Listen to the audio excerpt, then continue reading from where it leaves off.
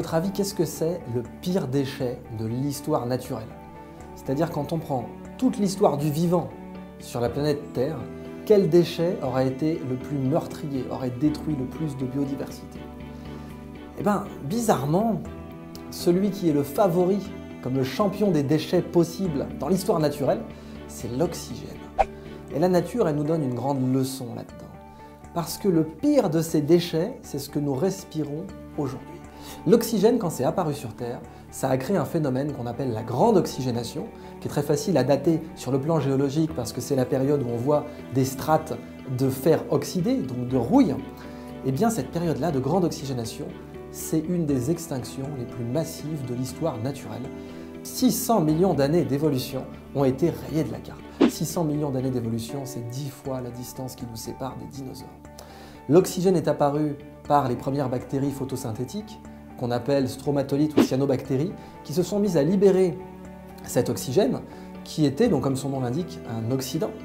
L'oxygène, c'est très mauvais pour l'ADN. ADN, ça veut dire acide désoxyribonucléique.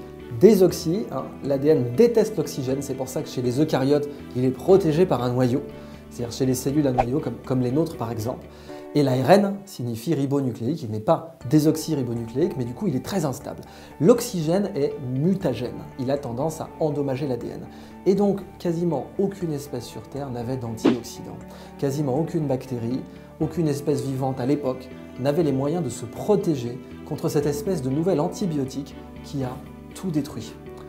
Encore une fois, c'est une des extinctions les plus massives de l'histoire naturelle et elle a été causée par ce qui fait en quelque sorte aujourd'hui que la Terre est bleue. Même si la Terre est bleue par son eau liquide, l'ozone nous apparaît bleu et l'ozone c'est du trioxygène. La couche d'ozone nous apparaît bleue à notre niveau parce qu'elle renvoie du bleu dans notre direction, c'est du trioxygène.